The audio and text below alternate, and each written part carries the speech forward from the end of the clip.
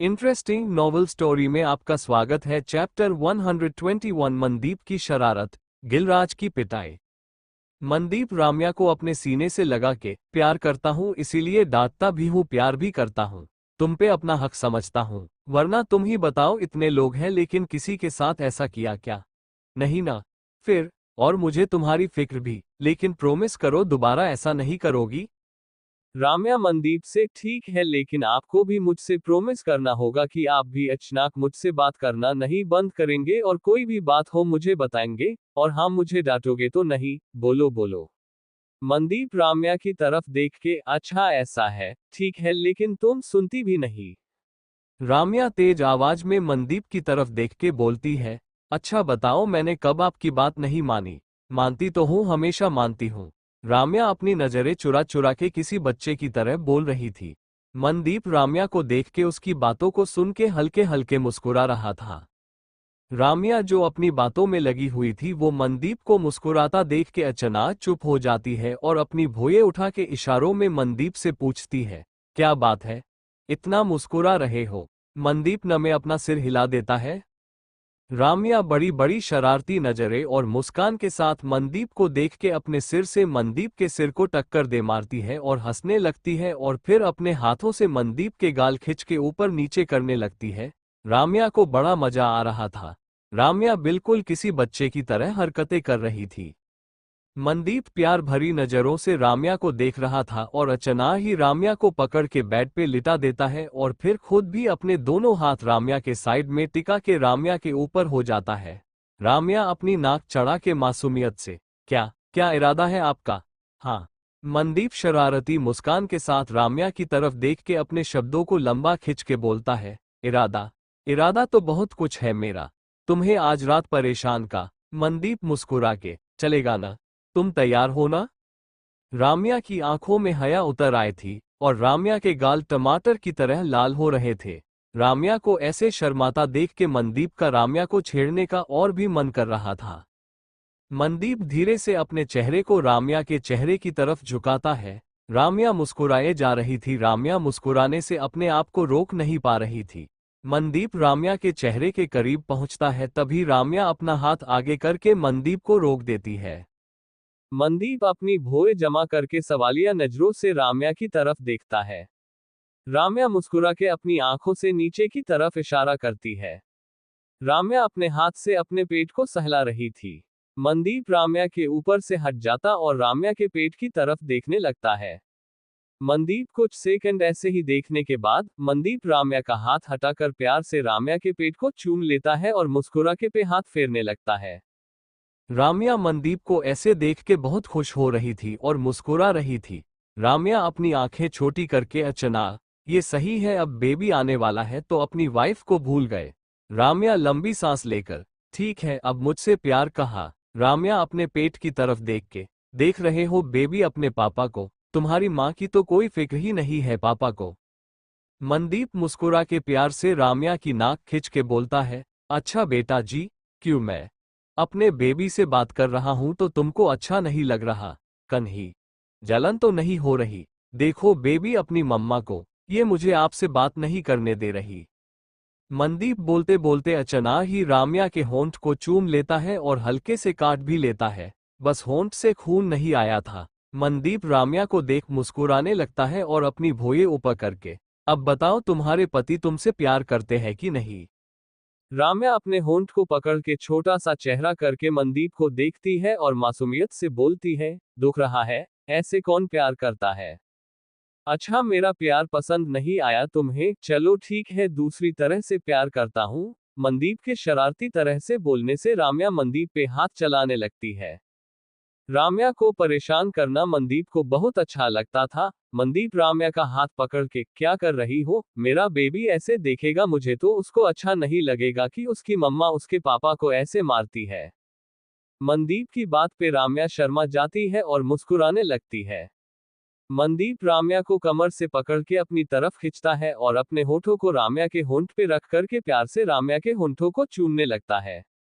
मनदीप पूरी शिद्दत से राम्या के होठों को चूमने लगा था और राम्या भी मनदीप के होठों को चूमने लगती है। इस बार दोनों थोड़े के लिए नहीं ज्यादा वक्त तक एक दूसरे को किस करते हैं।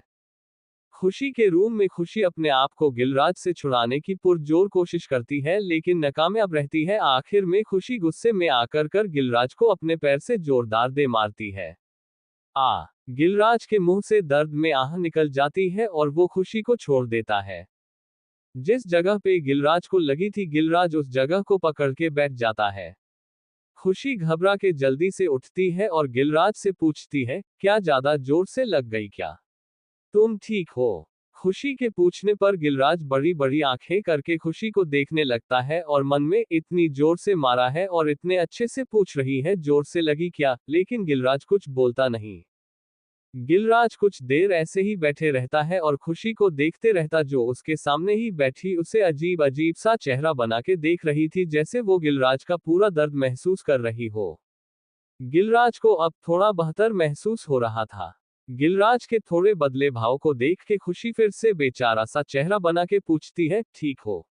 जोर से लग गई थी क्या? गिलराज फिर से खुशी को आंखें बड़ी करके देखता है और फिर अपने शब्दों को चबा के बोलता है, इतनी जोर से मारने के बाद पूछ रही हो जोर से लगी क्या? ये कैसा सवाल है? ऐसे कौन पूछता है? और मारना जरूरी था तुम्हारा? गिलराज आगे कुछ बोलता उससे पहले खुशी अपना हाथ आगे करके बोलना शुरू कर देती है, तो क्या अब पूछना भी गलत हो गया? सीधे बोल भी सकते थे ना, इस तरह चोर की तरह मेरे रूम के अंदर आके मुझे डरा रहे थे तो क्या मैं तुम्हारी शक्ल देखती? खुशी लापरवाही से आगे बोलती है, छोड़ दिया होता तो ये हालत नहीं होती थी समझे, अब मुझ पे दोष मढ़ने की जरूर नहीं है। गिलराज बस खुशी का चेहरा देखते रह जाता है और मन में सोचता है, मैं इससे मिलने कितनी मुश्किल से यहाँ आया हूँ और इसे देखो मुझ पे ही गुस्सा कर रही है, अपने भाई पे ही गई है। गिलराज को सोचता हुआ देख के खुशी उसके चेहरे के सामने चुटकी बजा के, ओह, कहाँ खो गए? किसका वेट कर रहे यहाँ बैठ के? क्या भाई का? गिलराज अपने दांत पीस के, कितना बोलती हो, अपने भैया की आदतें हैं, थोड़ा लड़कियों जैसा बिहेव किया करो। मैं यहाँ तुमसे मिलने आया हूँ और तुम हो कि तब से सुनाए जा रही हो, कभी मेरी भी सुन लिया करो। खुशी आंखें बड़ी करके क्या बोले, मैं आपकी सुनती नहीं हूँ और मेरे भैया के बारे में क्या बोले? हाँ तो ठीक है, मैं अपने भाई की बहन हूँ और कुछ बोलना है, अभी आप जा सकते हैं। खुशी आगे और बोलती उससे पहले गिलराज अपनी जगह से उठ के खुशी के होंठों पे अपने होंठ रख देता है। गिलराज के इतने फास्ट एक्शन से खुशी जैसे बर्फ की तरह जम जाती है। खुशी अपनी पलकें झपकाना भी भूल जाती है और खुशी का बोलना तो बंद ही हो जाता है। गिलराज वापस अपनी जगह पे आके बैठ जाता है और खुशी की तरफ देख के, अब शांति से मेरी बात सुनो नहीं तो दोबारा ये हो सकता है। खुशी हमें अपना सिर हिला देती है। गिलराज शांत आवाज में, सुबह के लिए सॉरी, मुझे इतने जोर से नहीं बोलना चाहिए था, और जो कुछ भी कहा उसे भूल जाओ। गिलराज खुशी के हाथ पकड़ के बोलता है, प्लीज सॉरी, दोबारा ऐसा नहीं होगा। खुशी अपनी आंखें बड़ी करके बस गिलराज को सुन रही थी। गिलराज खुशी को कस के गले लगा लेता है। खुशी गिलराज को पकड़ने के लिए अपने हाथ आगे बढ़ाती है, तभी बाहर से आवाजें आने लगती और पूरे घर की लाइट्स ऑन हो जाती है। गिलराज और खुशी दोनों एक दूसरे को देखने लगते हैं। हो क्या रहा है घर में? खुशी बोलते हुए खड़ी हो जाती है और फिर गिलराज की तरफ देख के, मैं देख के आती हूँ, कन्ही आपको आते हुए किसी ने देख तो नहीं लिया? खुशी धीरे से उठ के दरवाजे की तरफ जाती है और हल्के से दरवाजा खोल के बाहर देखती है। खुशी जब दरवाजा खोल के देख रही थी तब वो किसी गार्ड को बोलते हुए सुनती है, सर, हमने बाहर एक लड़की को पकड़ा है जो मेंशन के अंदर आने की कोशिश कर रही थी और उसने पूछने पे बताया है कि उसका एक साथी अंदर आ चुका है। सर, पूरे घर को चेक करना पड़ेगा। खुशी घबरा के जल्दी से दरवाजा बंद करके अंदर आती है और गिलराज को देख के, आप अपने साथ किसको लेकर आए हैं?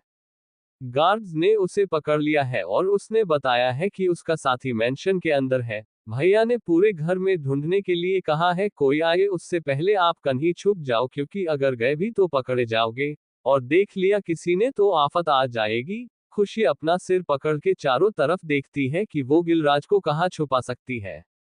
गिलराज खुशी को देख के मुस्कुरा के बोलता है, क्यों, अपने भाई से डर लग रहा है? अगर उसने मुझे तुम्हारे कमरे में देख लिया तो फिर क्या करोगी? और अगर देख भी लिया तो कोई बात नहीं, मैं उसका साला बनने वाला हूँ। खुशी घूर के गिलराज को देखती है और फिर गिलराज का हाथ पकड़ के गिलराज को अलमीरा में बंद कर देती है।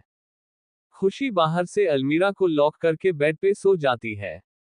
शाह मैंशन के गार्ड्स पूरे घर को तलाश करते हैं लेकिन कहीं भी कोई नहीं मिला, बस अब खुशी का रूम चेक करना था। गार्ड्स के साथ मनदीप भी चेक करने आया था। खुशी चुपचाप सो जाने का एक्टिंग करती है, तभी बाहर से दरवाजा खटखटाने की आवाज सुन के खुशी अपनी आंखें साफ करते हुए दरवाजा खोलने जाती है। खुशी का चेहरा इतना भोला लग रहा था जैसे वो कुछ जानती ही न हो। खुशी अपनी आंखें मसलती हुई जाकर दरवाजा खोलती है तो उसे सामने मनदीप दिखाई देता और साथ में गार्ड्स भी। खुशी किसी बच्चे की तरह मुंह बना के और उबासी लेते हुए बोलती है, आप क्या हुआ भैया? आप इतनी रात में, सब ठीक है ना? मनदीप ऐसे बिहेव करता है जैसे कुछ हुआ ही ना हो। मनदीप खुशी को अपने सीने से लगा लेता है। कुछ नहीं हुआ, बस कोई चोर अंदर आ गया है, उसके लिए ही पूरे घर को चेक कर रहे हैं। गार्ड्स पूरा रूम देखते हैं लेकिन उन्हें कोई दिखाई नहीं देता, बस अब एक अलमीरा देखना बाकी था। गार्ड्स अलमीरा खोलने की कोशिश करते हैं। चैप्टर 122। खुशी का चेहरा इतना भोला लग रहा था जैसे वो कुछ जानती ही न हो। खुशी अपनी आंखें मसलती हुई जाकर दरवाजा खोलती है तो उसे सामने मनदीप दिखाई देता और साथ में गार्ड्स भी। खुशी किसी बच्चे की तरह मुंह बना के और उबासी लेते हुए बोलती है, आप क्या हुआ भैया? आप इतनी रात में, सब ठीक है ना? मनदीप ऐसे बिहेव करता है जैसे कुछ हुआ ही ना हो। मनदीप खुशी को अपने सीने से लगा लेता है। कुछ नहीं हुआ, बस कोई चोर अंदर आ गया है, उसके लिए ही पूरे घर को चेक कर रहे हैं। गार्ड्स पूरा रूम देखते हैं लेकिन उन्हें कोई दिखाई नहीं देता, बस अब एक अलमीरा देखना बाकी था। गार्ड्स अलमीरा खोलने की कोशिश करते हैं।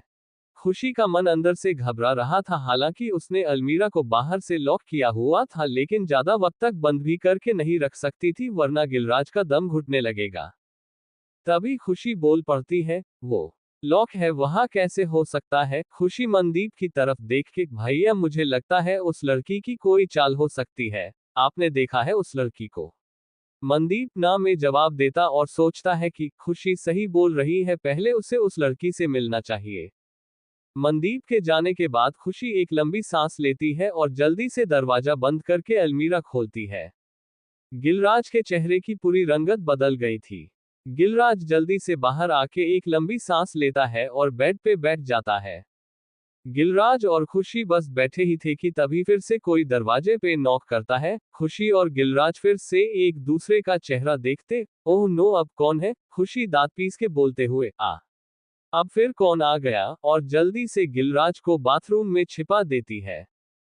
खुशी गिलराज को बाथरूम में छिपाने के बाद अपने आप को रिलैक्स करके दरवाजा खोलने जाती है। इस बार भी मनदीप सामने ही था।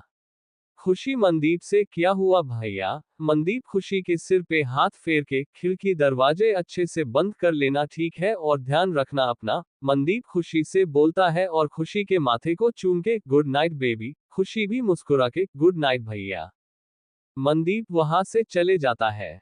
खुशी मनदीप को कुछ दूर जाता हुआ देखती है। जब उसे लगता है कि मनदीप अब वापस नहीं आने वाला, तब फिर खुशी एक लंबी सांस लेकर दरवाजा बंद करती है और गिलराज से, जो अभी भी बाथरूम में छिपा हुआ था, भैया चले गए हैं, आ जाइए आप। गिलराज बाहर आते हुए बोलता है, तुम्हारे भाई के पास और कोई काम नहीं है क्या? कभी किसी को पकड़ना, कभी किसी को मारना, इस मामले में मैं बहुत अच्छा हूँ। गिलराज अपनी तारीफ में बोलता है। गिलराज बोलते हुए आ ही रहा था तभी खुशी दरवाजे की तरफ देख के जोर से, भैया आप। खुशी के बोलते ही गिलराज डर जाता है और वापस बाथरूम की तरफ जाने लगता है। गिलराज को घबराया देख के खुशी जोर जोर से हंसने लगती है और गिलराज खुशी को अपनी आंखें छोटी करके के एकटक देख रहा था। खुशी हंसते हुए गिलराज को देख के, क्यों, अभी तो बड़ा बोल रहे थे भैया के बारे में, अब क्या हुआ? उद्धरण चिन्ह। गिलराज खुशी से बोलता भी क्या? खुशी को इस तरह हंसता देख के उसे अच्छा लग रहा था। तभी गिलराज के मन में एक ख्याल आता है, आखिर वो लड़की कौन है जो मेरा पीछा कर रही थी? लेकिन खुशी की हंसी सुन के गिलराज अपने ख्यालों से बाहर आ जाता है और खुशी के पास जाके बैठ जाता है। गिलराज खुशी को देख के ठीक है, अब बस भी करो, लेकिन खुशी है कि गिलराज के चेहरे को देख देख के हंसे जा रही थी। जब भी गिलराज को देखती उसे और जोर हंसी आती है। गिलराज खुशी को देख के सीरियस भाव के साथ बोलता है, मैंने एक नई गर्ल फ्रेंड बनाई है और जल्द ही उससे शादी करने वाला हूँ। गिलराज की बात सुनते ही खुशी जो अभी खिलखिला के हंस रही थी उसकी हंसी अचानक गायब हो जाती है। खुशी अपनी बड़ी बड़ी आंखें करके और गुस्से भरे चेहरे के साथ गिलराज को देख रही थी और अचानक ही तकिया उठा के गिलराज को मारने लगती है। गिलराज खुशी के गुस्से से बचते हुए बोलता है, अरे मैं मजाक कर रहा था, तुम मेरी बात सुन ही नहीं रही थी इसलिए बोला। खुशी के हाथ लगातार चले जा रहे थे। गिलराज जैसे तैसे खुशी को पकड़ के रोकता है और खुशी से, ऐसा कुछ नहीं है, तुम्हारे अलावा कोई भी नहीं है, सच में तुम नाराज हो गई थी इसलिए तुमसे मिलने चला आया। आज बात भी नहीं हुई थी और न ही देखा था, तुम्हें देखे बिना नींद नहीं आ रही थी इसलिए दीवार फांद के मिलने चले आया। कितना रिस्की था पता है तुमको। और फिर गिलराज अपनी बात को लापरवाही से बोलता है, यहाँ आके अलमीरा में छुपना पड़ा और बाथरूम में भी। खुशी गिलराज से बोलती है, हाँ, तो इसकी वजह भी आप ही है, आप सुबह मुझ पे चिल्लाते नहीं तो ऐसी नौबत ही नहीं आती कि आपको ये सब करना पड़े, समझे। गिलराज खुशी के सामने अपने हाथ जोड़ के, अच्छा ठीक बाबा, हो गई गलती लेकिन अब दोबारा नहीं होगी, प्रोमिस। खुशी अपने मस्त मौला अंदाज में बोलती है, ठीक है माफ किया आपको, अब आप जा सकते हैं, बढ़िया नींद आएगी। गिलराज खुशी को देख के, अच्छा ठीक है लेकिन पहले एक गिफ्ट तो दे दो फिर चले जाता हूँ। हाँ, कौन सा गिफ्ट देना है? खुशी अपनी भौएं चढ़ा के बोलती है। मनदीप गार्ड्स के साथ उस जगह पे जाता है जहां उस लड़की को पकड़ के रखा हुआ था।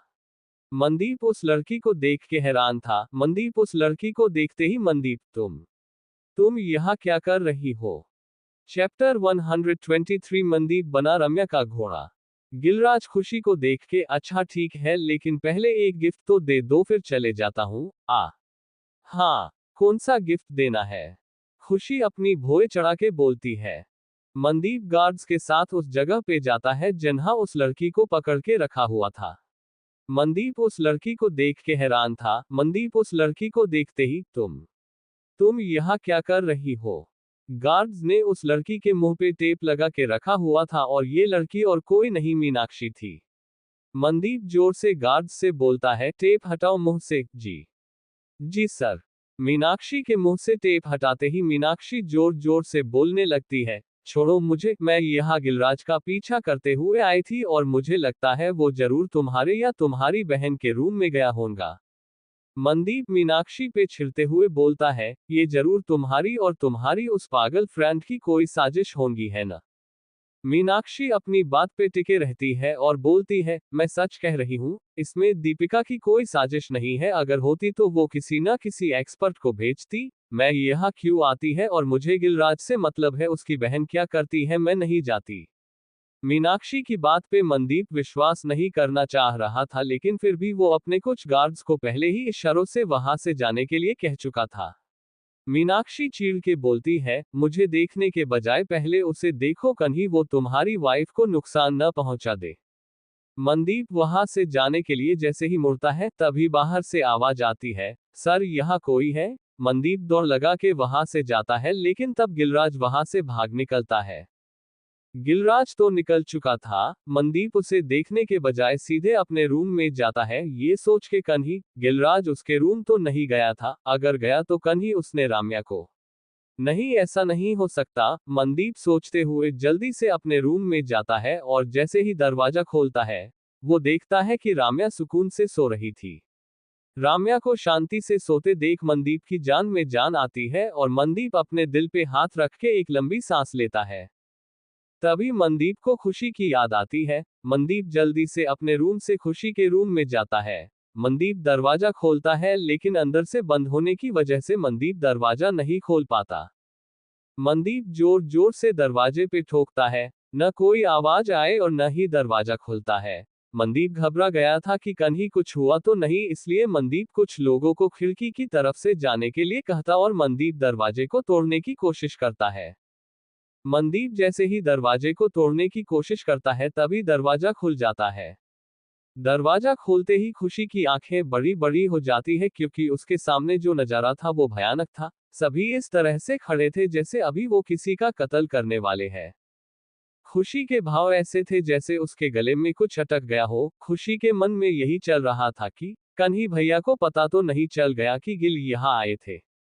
खुशी अपने ख्यालों में थी तभी मनदीप जल्दी से खुशी को अपने पास खिंचता है और खुशी के चेहरे को हाथ लगा के, ठीक हो खुशी, कुछ हुआ तो नहीं आपको? मनदीप को घबराया हुआ देख के खुशी मनदीप के सीने से लग जाती है और मनदीप का हाथ पकड़ के, मैं ठीक हूँ भैया, मुझे कुछ नहीं हुआ है, देखिए।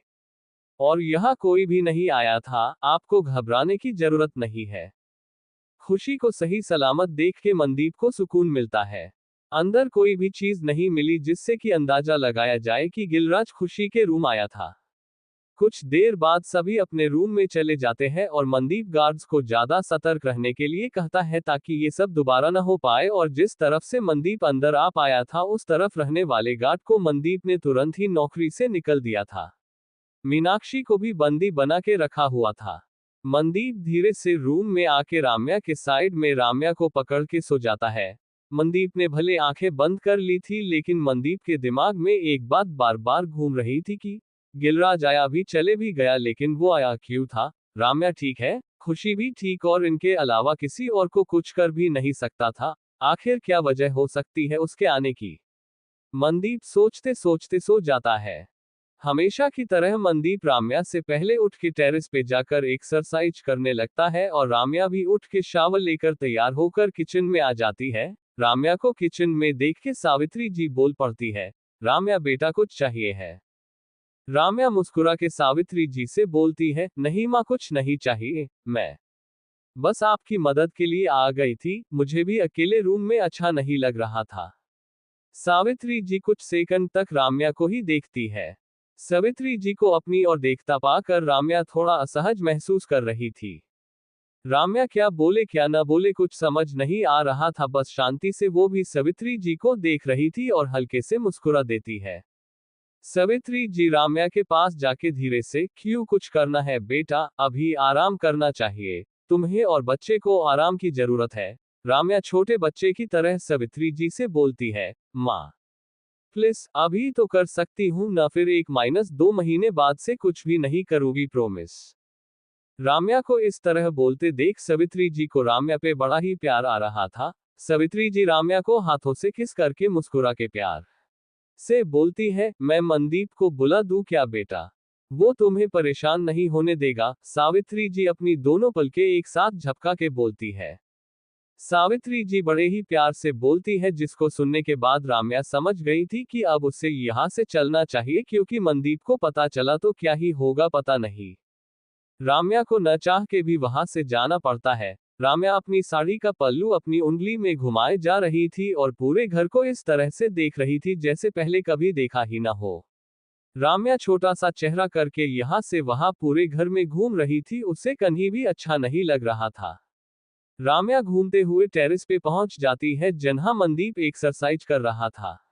मनदीप को देख के राम्या को उसके पुराने दिन याद आ जाते हैं जब शादी से पहले वो अक्सर इसी छत पे मिला करते थे। राम्या अपनी यादों में उन सभी जगहों को देखते चले जा रही थी जहां वो बैठते थे, जब दूर से बैठ के एक दूसरे को देखा करते थे। सारी बातों को याद करके राम्या अपने आप में मुस्कुराने लगती है। राम्या धीरे से मनदीप के पास जाती है। मनदीप के पास पहुंचते ही मनदीप बोल पड़ता है, आ गई तुम? राम्या अपना मुंह खोल के, आपको कैसे पता मैं यहाँ हूँ? जरूर देख लिया होगा। राम्या बोलते बोलते मनदीप के पीठ पे बैठ जाती जो पुशअप्स लगा रहा था। मनदीप राम्या के साथ ही पुशअप्स लगाने लगता और राम्या की तरफ देखे बिना बोलता है, मुझे तुमको देखने की जरूरत नहीं है, मैं तुम्हें तुम्हारी खुशबू से ही पहचान लेता हूँ। राम्या शब्दों को लंबा खींचते हुए, अच्छा जी। मनदीप मुस्कुरा के, ये माय वाइफी। मनदीप राम्या को छेड़ने के लिए बोलता है, तुम कितनी भारी हो गई हो, पहले तो ऐसे ही उठा लिया करता था और अब मुझे मेहनत करना पड़ रहा है, इसलिए सुबह जल्दी उठ के आ गया। राम्या अपनी नाक चढ़ा के बोलती है, ये सही है, अब मैं मोटी हो गई हूँ, भारी लग रही हूँ, और क्या क्या लग रही हूँ ये भी बता देना, और अच्छी नहीं लग रही तब भी कोई बात नहीं, मैंने यहीं रहना है तब भी। मनदीप को यकीन था राम्या जरूर चिढ़ेगी, इसीलिए मनदीप राम्या को ज्यादा ही परेशान करता है। मनदीप राम्या से रिक्वेस्ट करके बोलता है, अच्छा बाबा गलती हो गई, प्लीज अब तो नीचे आ जाओ, मुझे ऑफिस भी जाना है। राम्या नीचे उतरती उससे पहले खुशी वहां आ जाती है। खुशी खुश के आहा भैया मैं भी बैठूंगी, सिर्फ भाभी का हक नहीं है मेरा भी है। खुशी अपना हक जताते हुए जाकर राम्या को पकड़ के मनदीप के पीठ पे बैठ जाती है। अब वजन ज्यादा हो गया था, हालांकि मनदीप को ज्यादा नहीं लग रहा था, लेकिन फिर भी मनदीप जानबूझ के आहें भरता है, आह अब तो नीचे आ जाओ, मेरी पीठ में दर्द होने लगा है। राम्या को लग रहा था मनदीप को सच में दर्द हो रहा है, इसलिए राम्या उठने लगती है। तभी खुशी राम्या का हाथ पकड़ के, भाभी जी अभी बैठिए, मुझे पता है भैया मजाक कर रहे हैं, उनको दर्द होता न तो वो अभी हवा में हमें लटका के नहीं रखते। मनदीप खुशी से, खुशी बेटा, खुशी बड़े प्यार से, हाँ भैया अब नीचे आ जाओ, सच में दर्द हो रहा है। खुशी लेजी तरीके से बोलती है, ठीक है भैया। खुशी और राम्या उतर रहे थे तभी राज भी आ जाता है। राज दूर से ही आते हुए, भैया, मनदीप जानता था कि राज क्या बोलने वाला है, इसलिए मनदीप पहले ही जमीन पे टिक जाता है। मनदीप को ऐसा करते देख खुशी और राम्या जोर से हंसने लगती है, लेकिन राज अपना चेहरा उतार के, भैया ये गलत बात है। राज खुशी के सिर पे टिपली मरते हुए बोलता है, आपने इसे बैठा लिया, 100 किलोग्राम की तो होंगी ही। खुशी को 100 किलोग्राम का बोलने पे खुशी राज पे चिढ़ जाती है। खुशी चिढ़ के राज से बोलती है, मैं कहा आपको 100 किलोग्राम की लग रही हूँ, 100 किलोग्राम के तो आप है और आपकी जीएफ भी होंगी, सही बोल रही हूँ न। खुशी जीएफ को थोड़ा लंबा खिंच के बोलती है। राज तक बात रहती तो कोई बात नहीं थी, लेकिन अब बात राज की गर्लफ्रेंड तक आ गई थी। राज भी थोड़ी तेज आवाज में खुशी से बोलता है, खुश ये सही बात नहीं है, मुझे जो बोलना है वहां तक ठीक है, लेकिन मेरी जीएफ के बारे में बोलना ठीक नहीं है। खुशी मनदीप की तरफ देख के बोलती है, देखा भैया। अब वहां हंसी का नहीं WWE का माहौल बन गया था।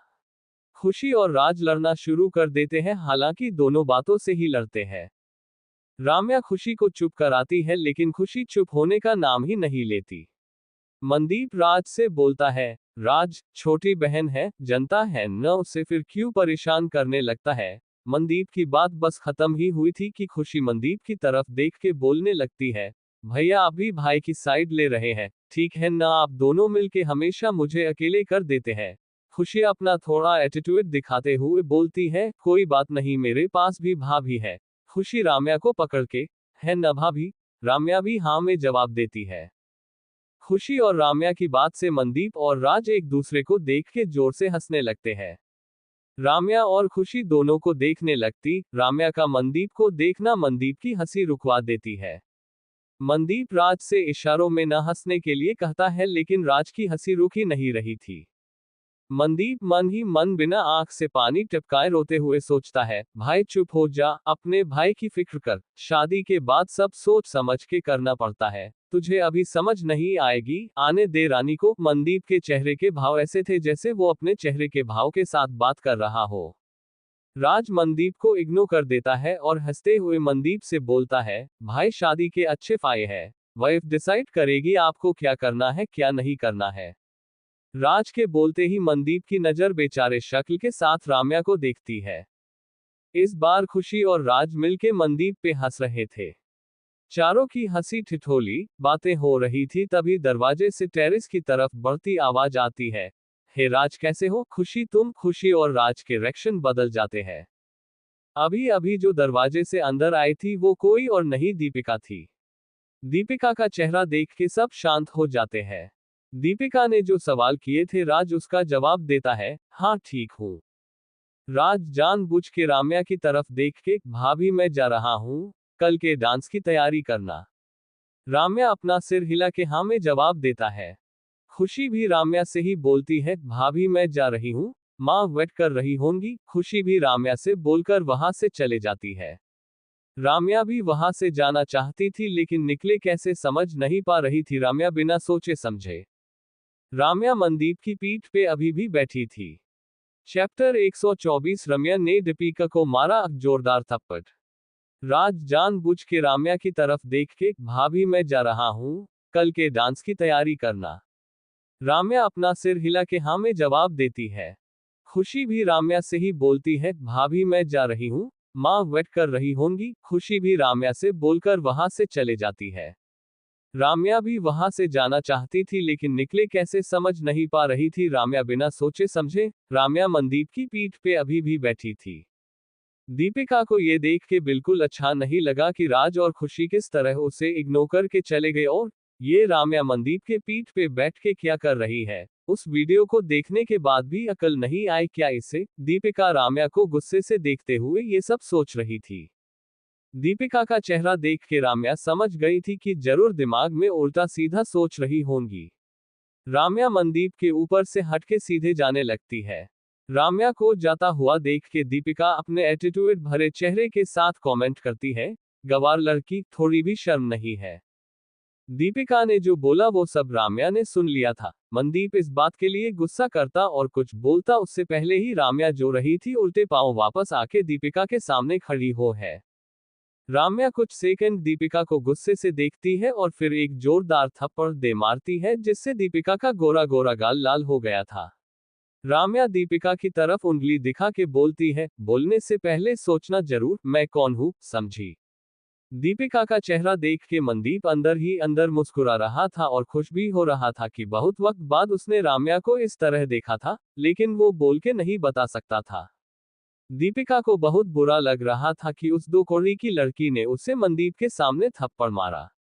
दीपिका भी अपना बदला लेने के लिए राम्या को मारने के लिए अपना हाथ उठाती है। दीपिका का हाथ राम्या के गाल तक पहुंचता उससे पहले राम्या दीपिका का हाथ पकड़ लेती है और हाथ को मोड़ देती है। दीपिका के साथ ये पहली बार था जब उसे किसी ने इस तरह जलील किया था। दीपिका का चेहरा गुस्से से लाल हो गया था। दीपिका बहुत ज्यादा गुस्से से चिल्ला के बोलती है, तुम्हारी हिम्मत कैसे हुई मुझे मारने की और मेरा हाथ पकड़ने की, तुम जानती भी हो मैं कौन हूँ। राम्या अपने शब्दों को चबा के बोलती है, तुम कौन हो मैं बहुत अच्छे से जानती हूँ, मुझे जानने की जरूरत नहीं है और हाँ मुझ पे हाथ उठाने की कोशिश मत करना। राम्या अपने भौए उठा के पूरे एटीट्यूड के साथ बोलती है। राम्या झटके से दीपिका का हाथ छोड़ देती और वहां से जाने लगती है। दीपिका मनदीप के सामने बहुत शर्मिंदगी महसूस कर रही थी। राम्या दरवाजे तक पहुंच के पीछे पलट के मनदीप से, आप आएंगे या नहीं, जल्दी से आइए। राम्या के बोलते ही मनदीप हाँ में जवाब देकर बिना दीपिका की तरफ देखे राम्या के पीछे चल देता है। अब तो दीपिका को और भी ज्यादा गुस्सा आ गया थी कि मनदीप बिना उसकी तरफ उसे अकेले वहां छोड़ के राम्या के पीछे चले गया। दीपिका जोर से अपना पैर पटकती है और वहीं अपना सिर पकड़ के बैठ के अपने आप में बड़बड़ाने लगती है। दीपिका अपने दांतों को चबा के, राम्या मैं तुम्हें छोड़ूंगी नहीं, मनदीप सिर्फ मेरा है, सिर्फ मेरा और मेरा ही रहेगा। दीपिका अपने आंसुओं को पोंछ के अपने बालों को ठीक करके और फिर से अपना मनोबल बढ़ा के दीपिका वहां से जाने लगती है। डाइनिंग में बैठ के सभी नाश्ता कर रहे थे तभी दीपिका वहां से जा रही थी। दीपिका को देख के रतनदास जी आवाज लगाते हैं, दीपिका बेटा कब आए, आओ हमारे साथ नाश्ता कर लो। रतनदास जी के पूछने से दीपिका को थोड़ा अच्छा महसूस हो रहा था कि कोई तो है इस घर में जो उसे पूछते हैं। रतनदास जी के पूछने की वजह से सावित्री जी को भी दीपिका को पूछना पड़ता है। सावित्री जी नाखुश होके, दीपिका आ जाओ बेटा अंकल बुला रहे हैं। सावित्री जी के पूछने से तो दीपिका को और भी अच्छा लग रहा था। सावित्री जी को इतने प्यार से बोलते देख सभी सावित्री जी को देखने लगते हैं। सावित्री जी जानती थी कि सभी उनको देख रहे हैं इसलिए वो किचन में चले जाती। दीपिका खुश होकर वहां आके बैठ जाती है। मनदीप नाश्ते के लिए नहीं आया था और न ही राम्या आई थी। दीपिका के मन में बहुत से सवाल आ रहे थे कि ये क्या कर रहे होंगे, लेकिन वो अपनी सोच को रोक के अपने सामने रखे नाश्ते को देख के मुस्कुरा देती है ताकि किसी को अजीब न लगे।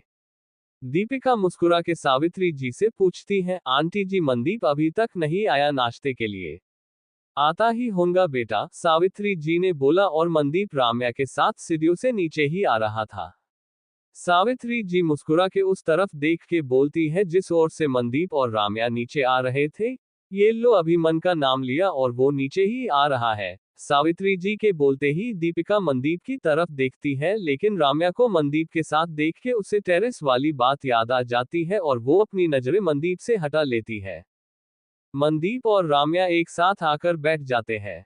राम्या सावित्री जी से, माँ लाइए मैं प्लेट लगा देती हूँ। सावित्री जी बड़े प्यार से राम्या को बोलती है ताकि राम्या अच्छे से समझ जाए।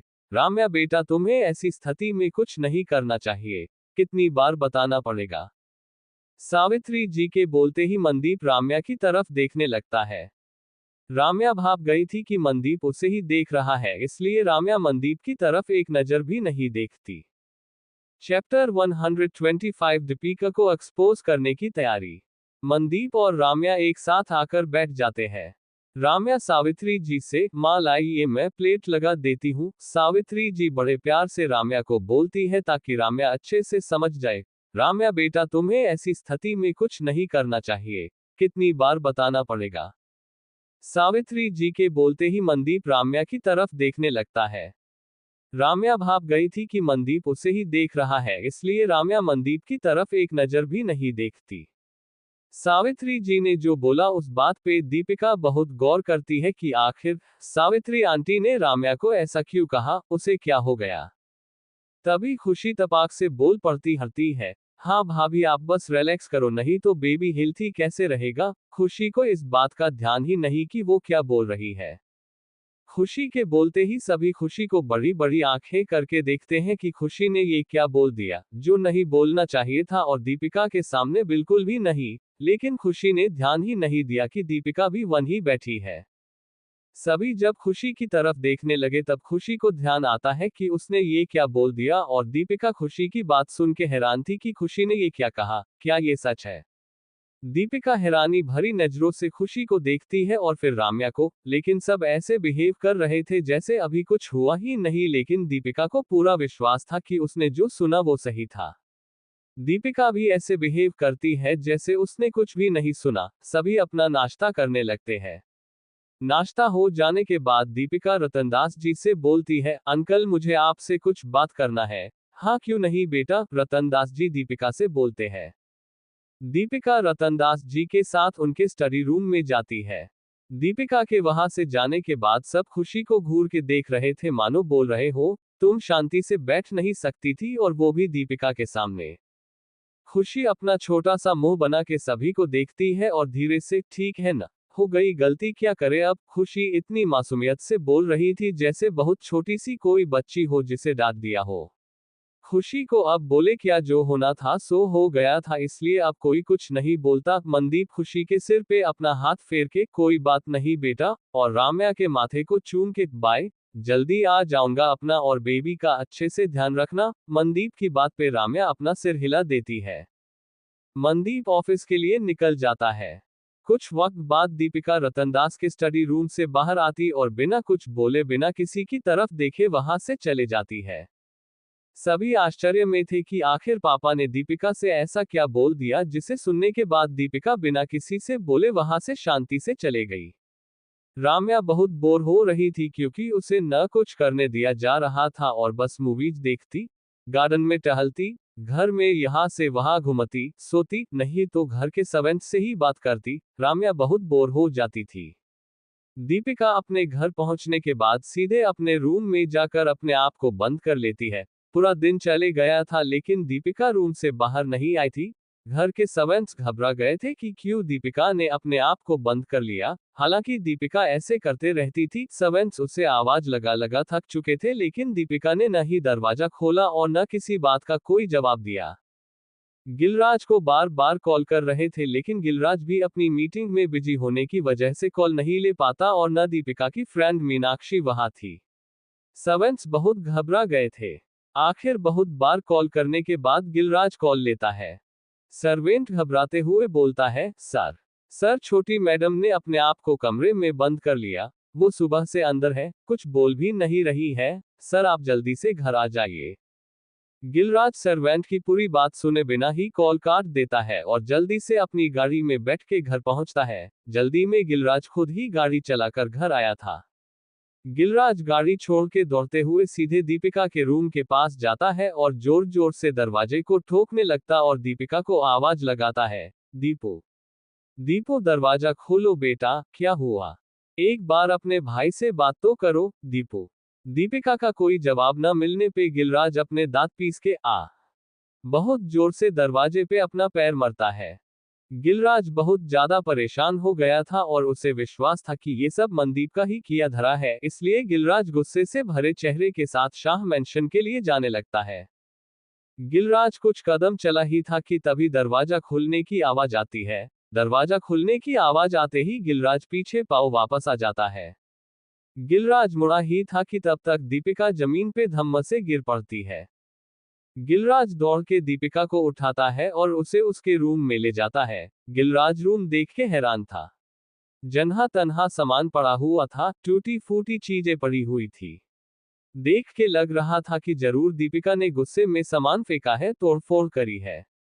दीपिका के रूम में ड्रिंक्स की बोतलें, सिगरेट और भी बहुत सी चीजें थी जिसे देख के गिलराज को विश्वास नहीं पा रहा था कि उसकी बहन ये सब करती है। गिलराज दीपिका को दूसरे कमरे में ले जाता है जहां सब साफ और व्यवस्थित था और दीपिका के पास उसकी जरूर की चीजें रखवा देता है। गिलराज ने डॉक्टर को भी बुला लिया था क्योंकि दीपिका बेहोश हो चुकी और उसमें कमजोरी भी लग रही थी। डॉक्टर चेकअप के बाद कुछ दवाइयां लिख के दे देते हैं। गिलराज डॉक्टर से बोलता है, सर क्या दीपू ठीक है? उसे कोई बड़ी दिक्कत तो नहीं है? वो ठीक तो हो जाएगी ना? गिलराज की फिक्र उसकी बातों में दिखाई दे रही थी। डॉक्टर गिलराज से, सर मैडम की हालत ठीक नहीं है, इन्हें हॉस्पिटल लाकर कुछ टेस्ट करने होंगे। गिलराज का पूरा खून खौल गया था क्योंकि वो यही सोच रहा था कि इन सब की वजह वो मनदीप ही है। आज तो गिलराज ये किस्सा खत्म ही करना चाहता था। आज तक वो पीछे से मनदीप को परेशान कर रहा था, लेकिन अब ऐसा नहीं क्योंकि दीपिका की जो दिन ब दिन गिरती हालत गिलराज को बहुत परेशान कर रही थी। गिलराज ने ठान लिया था कि मनदीप को वो सबक सिखा के रहेगा, उसकी वजह से उसकी बहन की कैसी हालत हो गई थी।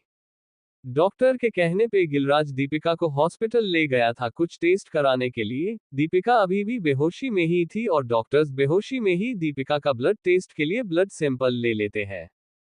कुछ घंटे के बाद टेस्ट रिपोर्ट आने पर डॉक्टर मनदीप से बहुत शांति से बोलता है, सर आपकी सिस्टर को नशे की आदत हो गई है। वो कई तरह के नशे कर चुकी है जिसने उन्हें चिड़चिड़ा बना दिया है, इसलिए जब कभी उन्हें कुछ पसंद की हुई चीज नहीं मिल पाती जिससे वो चिढ़ जाती है और इस तरह के नशीले पदार्थ का सेवन करने लगती है। अगर मैडम ने अपना ध्यान नहीं रखा तो आगे उनके लिए कुछ भी करना मुश्किल है। गिलराज गुस्से में डॉक्टर का ही कॉलर पकड़ लेता है और चिल्लाने लगता है, मेरी बहन ऐसा नहीं कर सकती है, ये सब उसकी वजह से हुआ, मैं छोड़ूंगा नहीं उसे। गिलराज को देख के लग रहा था जैसे उस पे खून सवार है। गिलराज डॉक्टर की कॉलर छोड़ ही नहीं रहा था और डॉक्टर को चिल्ला के धमकी भरी आवाज में अपने शब्दों को चबा चबा के बोलता है, ए डॉक्टर कुछ भी कर मेरी बहन को होश में लेकर आ, समझे, और उसे कुछ होना नहीं चाहिए वरना तू दुनिया में दिखाई नहीं देगा। डॉक्टर बहुत बुरी तरह डर गया था। गिलराज के लोगों ने डॉक्टर को जैसे तैसे गिलराज के हाथों से छुड़ाया था। गिलराज ने जैसे अपने होश खो दिए थे। मनदीप के लोगों से मनदीप को पता चल चुका था कि गिलराज का क्या हाल है और दीपिका का भी, और मनदीप को यकीन था कि इतना सब होने के बाद गिलराज उसके घर जरूर आएगा, इसलिए मनदीप ने भी अपनी पूरी तैयारी कर चुका था। मनदीप भी इन बातों को और आगे नहीं बढ़ाना चाहता था। दीपिका की वजह से राम्या को कितनी बार परेशान होना पड़ा और जान जाने की नौबत भी आई है, इसलिए मनदीप राम्या के लिए आगे अब कोई भी खतरा मोल नहीं लेना चाहता था। रतनदास जी को भी ये बात पता चल चुकी थी कि दीपिका हॉस्पिटल में है, इसलिए वो गिलराज को कॉल करते हैं। पहली बार में गिलराज रतनदास जी का कॉल नहीं लेता, लेकिन दोबारा कॉल आने पे गिलराज न चाह के भी कॉल रिसीव कर लेता है। कॉल रिसीव करने पे गिलराज तो कुछ नहीं बोलता, लेकिन रतनदास जी ही गिलराज से अपने बॉसी अंदाज में बोलते हैं, हेलो गिलराज, मैं जानता हूं कि तुम अभी मुझसे बात नहीं करना चाहते। मुझे दीपिका के बारे में पता चला, इसलिए मैं जानना चाहता था कि उसकी तबीयत कैसी है और मैं चाहता हूं दीपिका को होश आने के बाद उसे लेकर शाह मैंशन आओ। मैं मनदीप और दीपिका की शादी की बात करना चाहता हूं। इतना बोलकर रतनदास जी कॉल काट देते हैं। गिलराज रतनदास की बातों को ही सोच रहा था कि आखिर ये हो क्या रहा है, आखिर हो क्या रहा है। एक तरफ मनदीप सब खत्म करना चाहता है तो दूसरी तरफ रतनदास जी जोड़ना चाहते हैं। कुछ घंटे बीत जाने के बाद आखिर दीपिका को होश आ ही जाता है। दीपिका के होश में आते ही उसे उसका सिर बहुत भारी लग रहा था और कमजोरी भी महसूस हो रही थी। दीपिका को होश में देख के गिलराज बहुत खुश हो गया था। गिलराज दीपिका को अपने सीने से लगा लेता है और दीपिका के माथे को चूम लेता है। अचानक दीपिका को उल्टी सा महसूस होता है। दीपिका जब उल्टियां कर लेती है तब वो बेहतर महसूस कर रही थी। दीपिका मनदीप से, भैया मुझे घर जाना है, यहाँ बिल्कुल भी अच्छा नहीं लग रहा है। दीपिका किसी छोटे से बच्चे की तरह चेहरा बना के बोल रही थी। गिलराज को दीपिका की बात माननी ही पड़ती है। गिलराज दीपिका के डिस्चार्ज पेपर बनवा के हॉस्पिटल से घर ले आता है। गिलराज दीपिका को घर ले आता है। गिलराज दीपिका को अभी कुछ भी बताना ठीक नहीं समझता है, क्योंकि वो सारी बातें सुनकर दीपिका फिर से कुछ कर न ले, उसे वो बातें अच्छी लगेगी या नहीं कुछ कह नहीं सकते थे, इसलिए गिलराज दीपिका से कुछ नहीं कहता। गिलराज दीपिका को उसके रूम छोड़ के वापस जा रहा था, तभी दीपिका गिलराज से पूछती है, भैया मीनाक्षी दिखाई नहीं दे रही, वो वापस चले गई क्या? दीपिका के सवाल से गिलराज को भी लगता है कि जब से आया है मीनाक्षी दिखाई नहीं दी और न ही वो जानती थी। गिलराज कुछ भी बताने या बोलने के बजाय हाँ में जवाब देता है। चैप्टर 126 रम्या की चुलबुली बेट। गिलराज दीपिका को घर ले आता है। गिलराज दीपिका को अभी कुछ भी बताना ठीक नहीं समझता, क्योंकि वो सारी बातें सुनकर दीपिका फिर से कुछ कर न ले, उसे वो बातें अच्छी लगेगी या नहीं कुछ कह नहीं सकते थे, इसलिए गिलराज दीपिका से कुछ नहीं कहता। गिलराज दीपिका को उसके रूम छोड़ के वापस जा रहा था, तभी दीपिका गिलराज से पूछती है, भैया मीनाक्षी दिखाई नहीं दे रही, वो वापस चले गई क्या? दीपिका के सवाल से गिलराज को भी लगता है कि जब से आया है मीनाक्षी दिखाई नहीं दी और न ही वो जानता था। गिलराज कुछ भी बताने या बोलने के बजाय हाँ में जवाब देता है। दीपिका अपने आप में सोचते हुए बोलती है, अच्छा, उसने मुझे बताया नहीं कि वो जा रही है, अचानक चली गई। गिलराज बिना कुछ बोले रूम से बाहर चले जाता है, लेकिन गिलराज भी सोच में था कि उस रात उन्होंने बात की और उसके बाद वो दिखाई नहीं दी।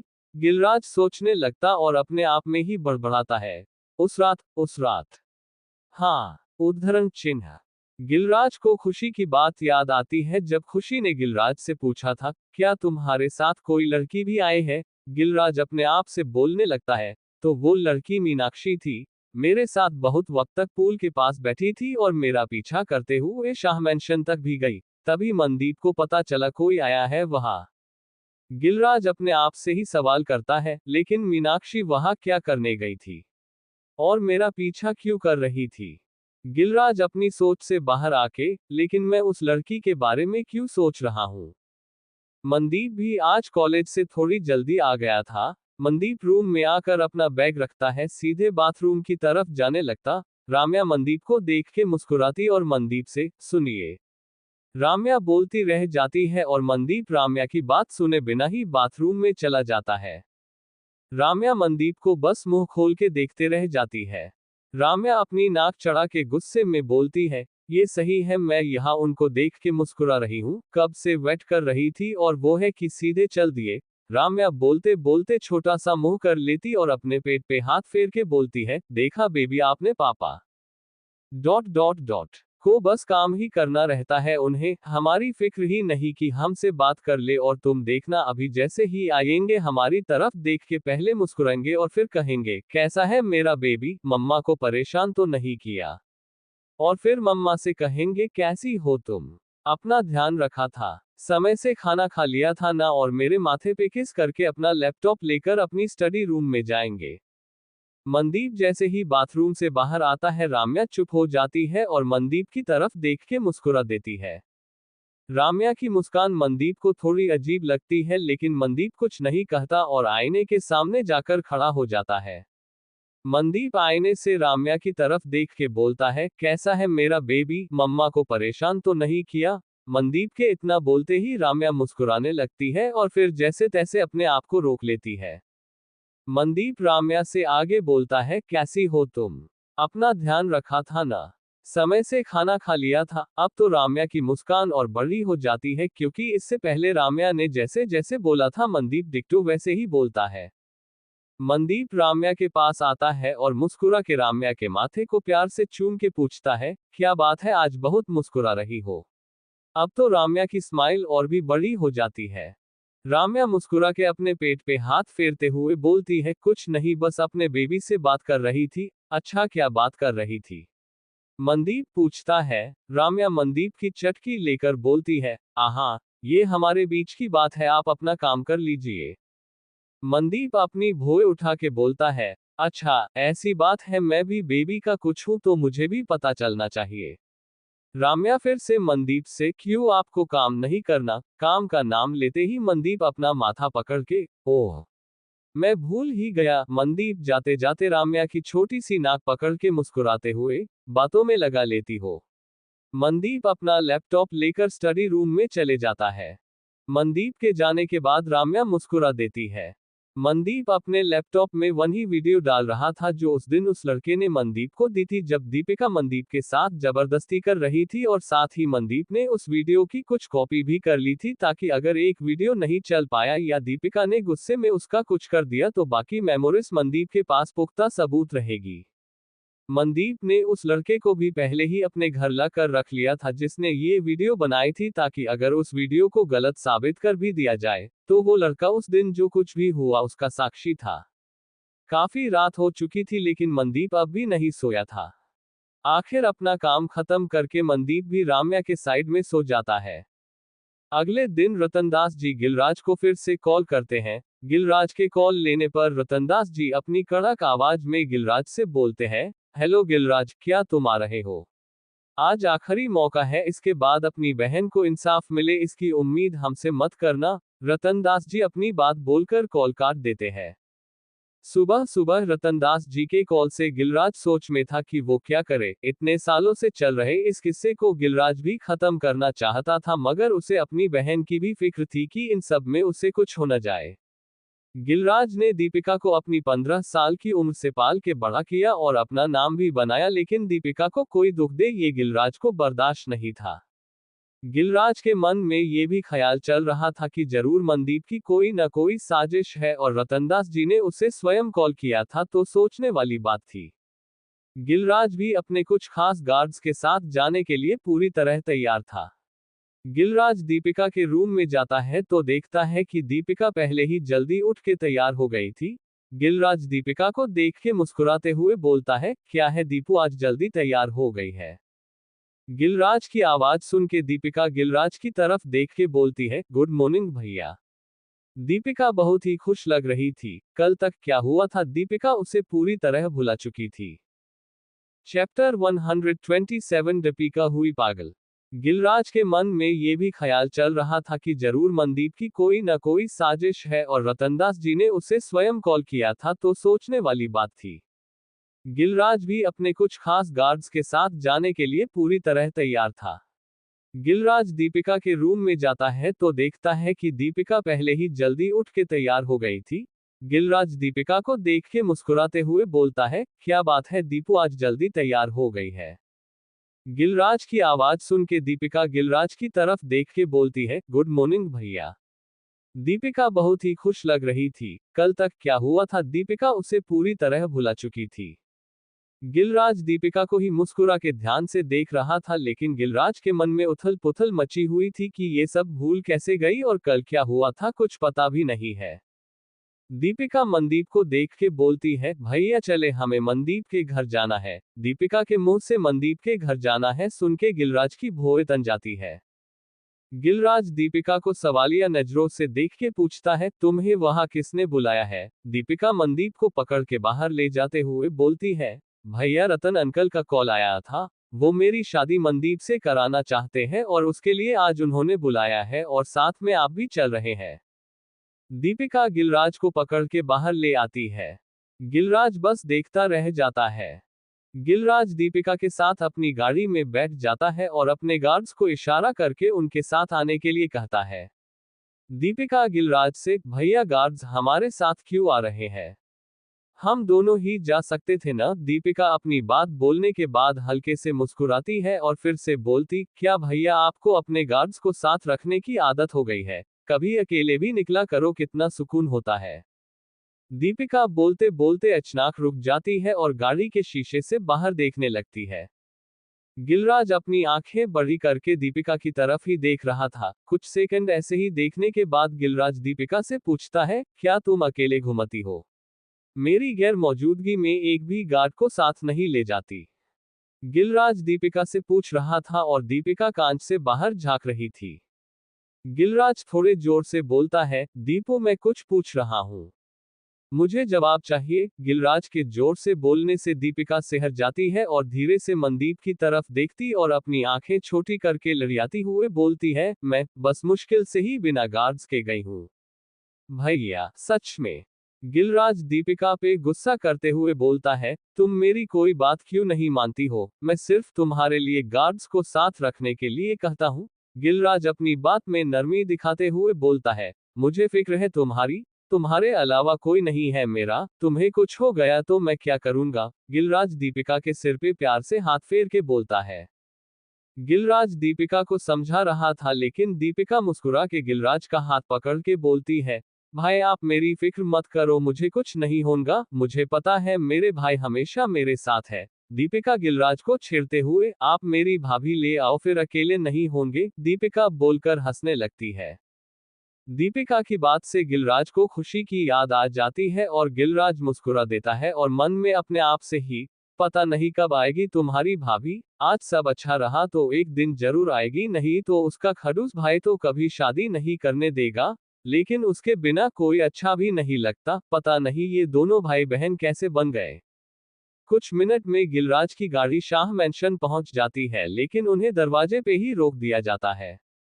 गार्ड सिक्योरिटी रूम से मनदीप को कॉल करता है, सर, गिलराज सर की गाड़ी आ गई है और साथ में उनके गार्ड्स भी है।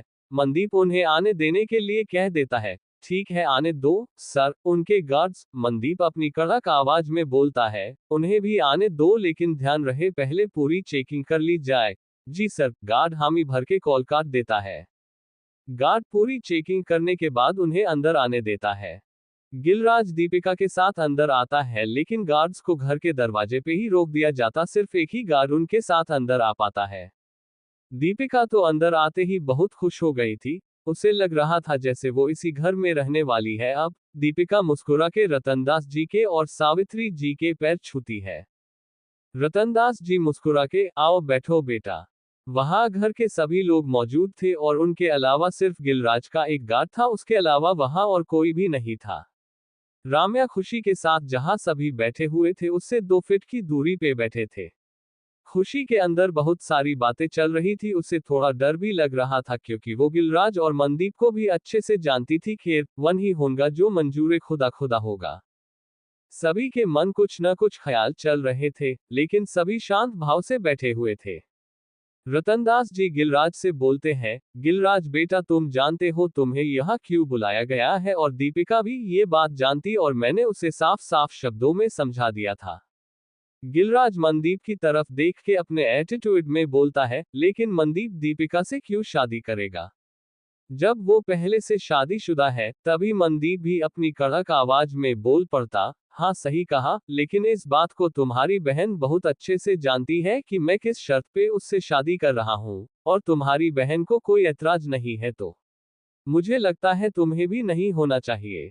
मनदीप के मुंह से शर्त वाली बात सुन के गिलराज की भौं तन जाती है और वो दीपिका की तरफ देखने लगता है, फिर दीपिका से पूछता है, दीपिका ये क्या बोल रहे हैं?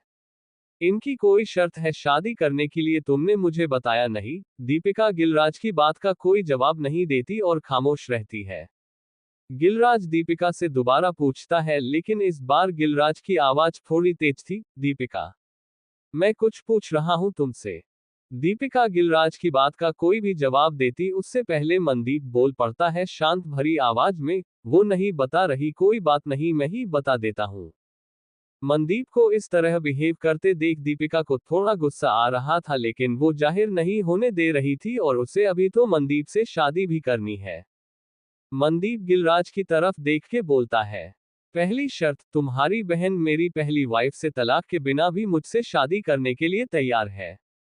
दूसरी शर्त, तुम्हारी बहन मुझसे सिर्फ शादी कर सकती है, इसके अलावा कोई और संबंध नहीं रख सकती। तीसरी शर्त, मुझसे शादी के बाद मुझ पे और मेरी किसी भी चीज पे कोई हक नहीं होगा। चौथी शर्त, सिर्फ कागजों पे मेरी वाइफ का दर्जा मिलेगा, वो भी दूसरी। मनदीप अचानक सीरियस होके, और हाँ, मेरी वाइफ को कभी कोई नुकसान नहीं पहुंचाएगी। मनदीप अपनी चौथी शर्त के बाद शैतानी मुस्कान के बोलता है, जानते हो न दूसरी वाइफ को क्या कहते हैं। मनदीप की बात पे गिलराज को बहुत जोर से गुस्सा आ जाता है और दीपिका पे उससे भी ज्यादा कि इस तरह की घटिया शर्त उसने मान कैसे ली।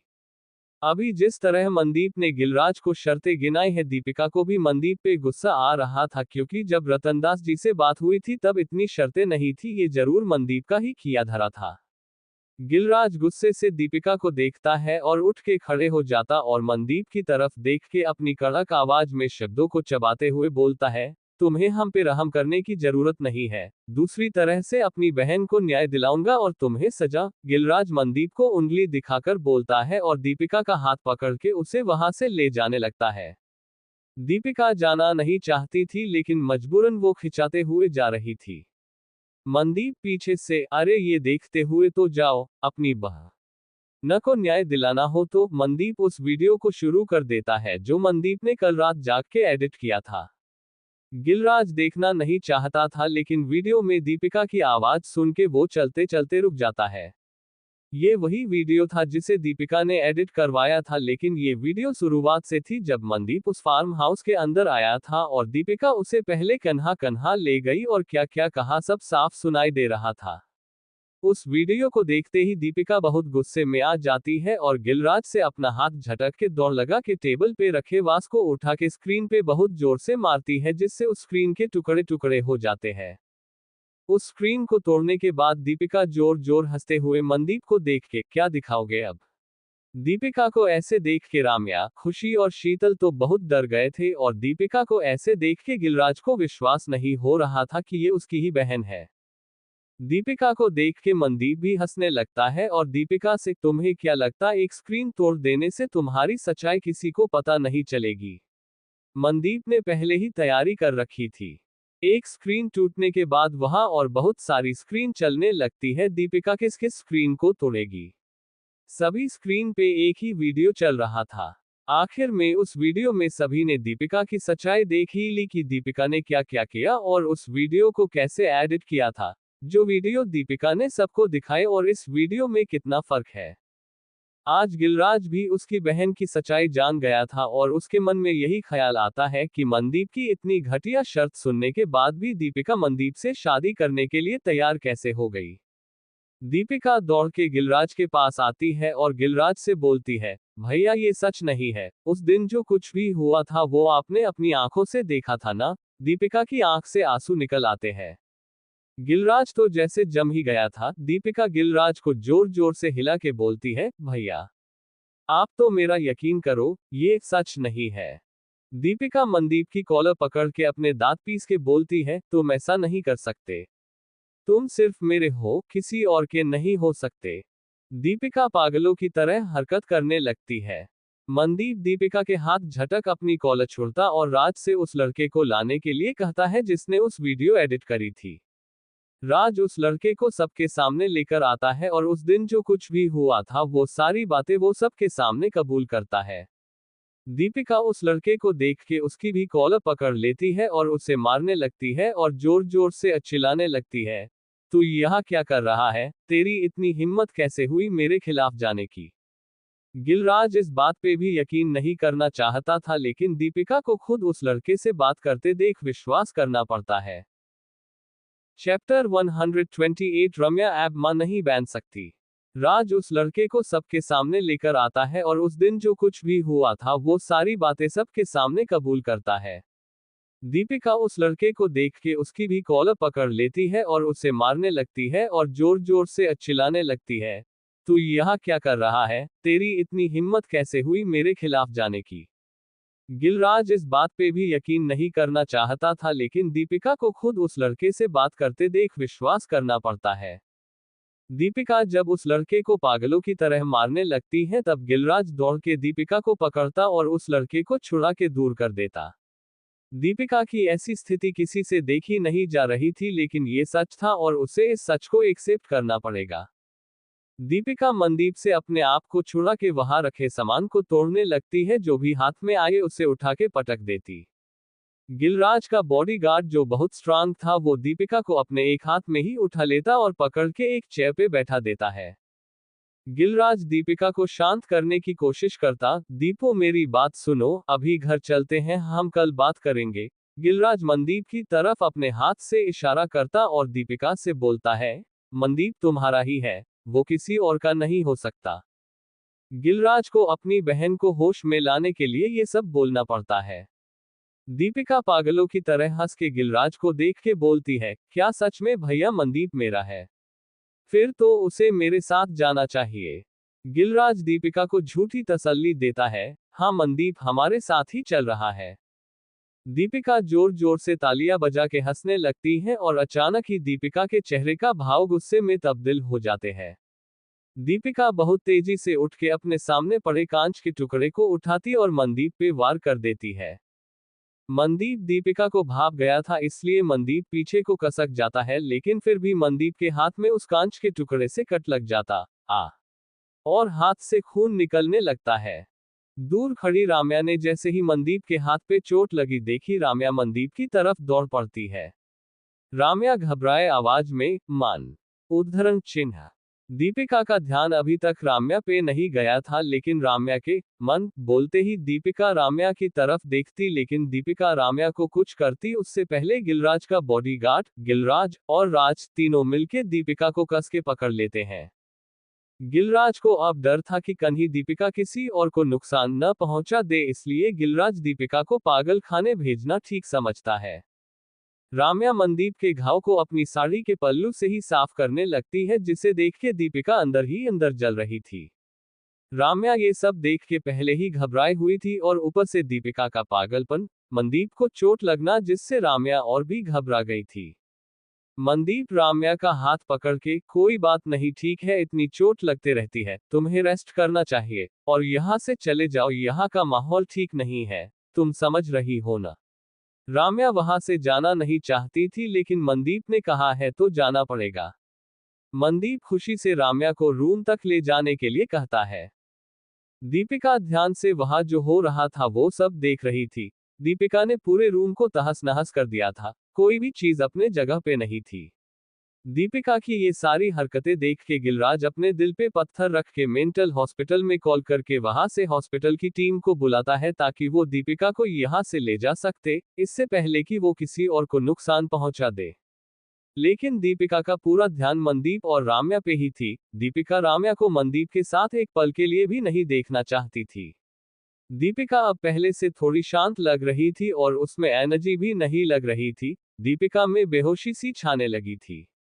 धीरे धीरे करके दीपिका की आंखें बंद होने लगती थी। सबको अब यही लग रहा था कि दीपिका को बेहोशी छा रही है, इसलिए जो उसे पकड़ के खड़े थे उसे छोड़ देते हैं। आंखें बंद किए दीपिका चेयर पे बैठी रहती है। खुशी राम्या को उसके रूम में ले जाती है। खुशी और राम्या दोनों जा रहे थे, तभी पीछे से बहुत जोर से आवाज आती है, मैं तुम्हें नहीं छोड़ूंगी। राम्या और खुशी उस आवाज को सुन के जैसे ही पलट के देखते हैं, दीपिका अपने हाथ में एक हथियार लिए उन्हीं के तरफ दौड़ते आ रही थी। दीपिका सबकी आंखों में धूल झोंक के राम्या को मारने के लिए दौड़ पड़ती और वहीं पास में पड़े सामान के टुकड़े को उठा के दौड़ने लगती है। ये देख के सब उसे पकड़ने के लिए दौड़ पड़ते हैं। दीपिका को गुस्से में अपनी तरफ आता देख के राम्या और खुशी उससे बचने के लिए दौड़ के ऊपर की तरफ जाने लगते हैं। दीपिका राम्या तक पहुंचती उससे पहले गिलराज का बॉडीगार्ड दीपिका को पकड़ के उठा लेता है। लेकिन दीपिका के हथियार से राम्या की साड़ी खिंचा जाती है और राम्या पीछे की तरफ गिरने लगती है। मनदीप राम्या तक पहुंचता उससे पहले ही राम्या और भी एम्बुलेंस होकर सीढ़ियों पे गिर पड़ती है। मनदीप जोर से दौड़ पड़ता है। राम्या मनदीप पूरी कोशिश करने के बाद भी राम्या को पकड़ नहीं पाता है और मनदीप के पहुंचने से पहले ही राम्या सीढ़ियों पे गिर पड़ती है। खुशी जोर से, भाभी।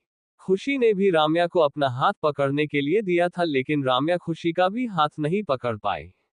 राम्या गिरने के बाद एक दो सीढ़ी और लुढ़कते हुए नीचे आ जाती है, जिससे राम्या बेहोश हो जाती है और राम्या को जहां तन्हा चोटें आ जाती हैं। मनदीप राम्या को चेहरे पे थपथपी करके होश में लाने की कोशिश करता है। राम्या राम्या राम्या आंखें खोलो, राम्या। उद्धरण चिन्ह। सभी जल्दी से राम्या के पास आते हैं उसे देखने के लिए कि राम्या ठीक है कि नहीं, लेकिन राम्या पूरी तरह बेहोश थी। मनदीप जल्दी से राम्या को उठा के हॉस्पिटल के लिए निकल पड़ता है। मनदीप के साथ खुशी और सावित्री जी भी जाते हैं। मनदीप बहुत ज्यादा घबरा गया था, उसे डर लग रहा था कि कहीं राम्या और उसके बच्चे को कुछ हो न जाए। राम्या की ऐसी हालत देख के दीपिका जोर जोर हंसती और बोलती है, तुम मेरे मनदीप की कभी नहीं हो सकती। कभी भी नहीं।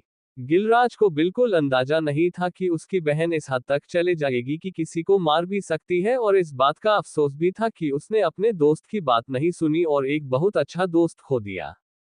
जल्दी ही मेंटल हॉस्पिटल की टीम भी वहां आ जाती है। मेंटल हॉस्पिटल की गाड़ी देख के रतनदास जी गिलराज की ओर देखते हैं लेकिन कुछ कहते नहीं। गिलराज बिल्कुल भी अपनी बहन को उन लोगों के साथ नहीं भेजना चाहता था, मगर वो मजबूर था और आखिर में वो लोग दीपिका को गाड़ी में बैठा के ले जा लेते हैं।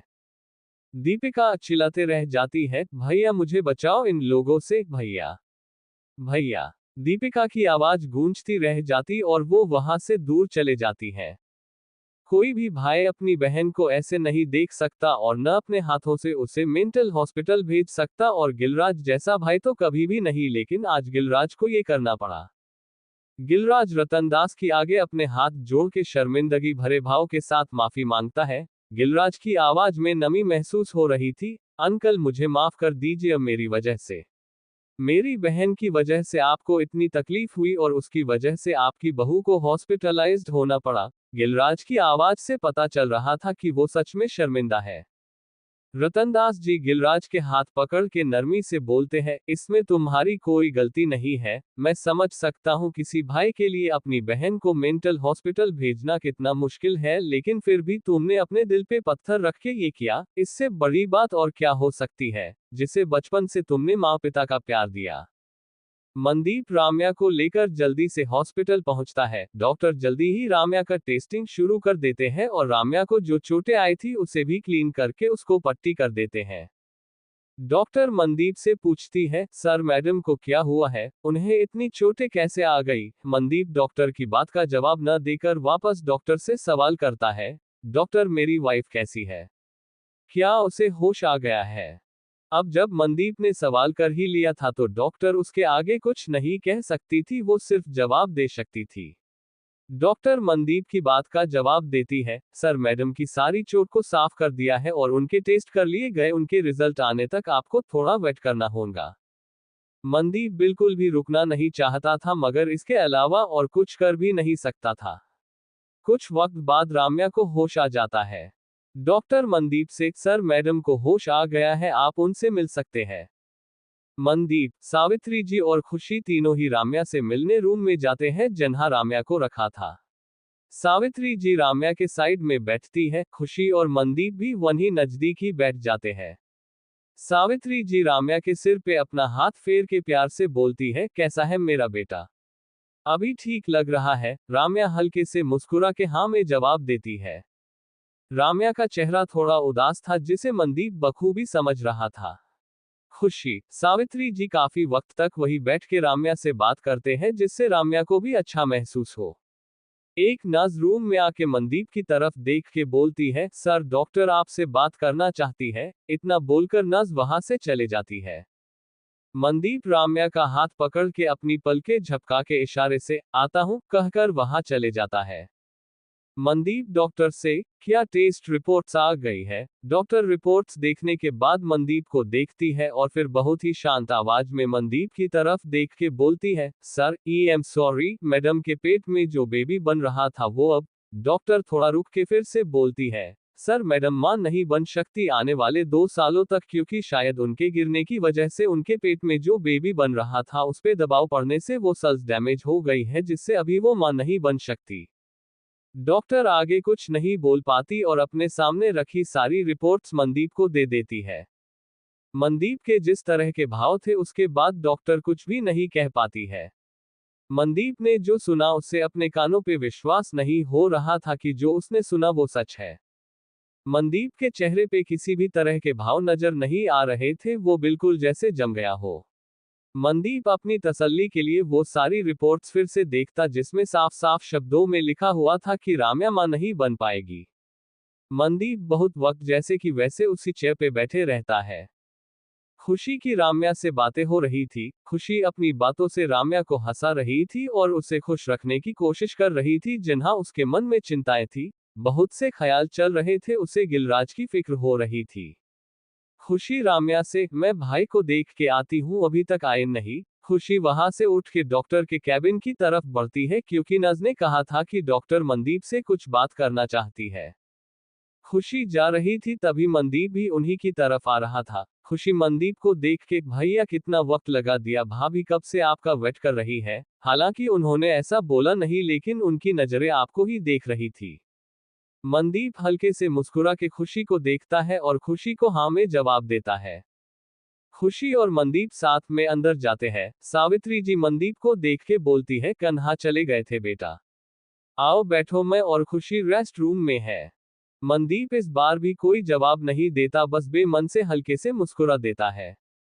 सावित्री जी और खुशी वहां से चले जाते हैं। मनदीप राम्या के पास आके बैठ जाता है और हाथ पकड़ के राम्या को अपने सीने से लगा लेता है। राम्या अपना सिर उठा के मनदीप को देखती है और इशारे से पूछती है, क्या बात है, सब ठीक है ना। मनदीप बस हाँ में अपना सिर हिला देता है और फिर से राम्या को अपने सीने से लगा लेता है। दोनों बहुत वक्त तक ऐसे ही रहते हैं। मनदीप राम्या को अभी कुछ भी बताना ठीक नहीं समझता क्योंकि सारी बातें सुन के राम्या कैसे रिएक्ट करेगी पता नहीं, और कोई भी माँ इस बात को नहीं सुन सकती कि उसका बच्चा अब नहीं है या वो अब माँ नहीं बन सकती। राम्या मनदीप से, हम घर कब चल रहे हैं, क्या मुझे डिस्चार्ज मिल गया और डॉक्टर ने आपको बुलाया था ना, वो क्या कह रही थी आपसे। मनदीप राम्या के होंठों पे अपनी उंगली रख के बोलता है, कितना बोलती हो, मुझे अभी ऐसे ही रहना है और डॉक्टर ने क्या क्या कहा सब बता दूंगा। मनदीप वापस से राम्या को सीने से लगा लेता है। काफी वक्त ऐसे ही गुजर जाने के बाद मनदीप राम्या से, घर चलना है। राम्या हाँ में अपना सिर हिला देती है।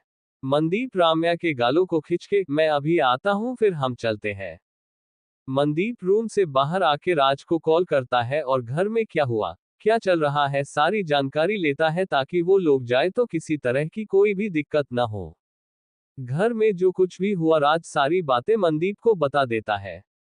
मनदीप राम्या को घर ले जाने के लिए तैयार था, उसके मन में चल रही बातें वो किसी को भी बता नहीं पा रहा था कि उसका मन कितना रोना चाहता है।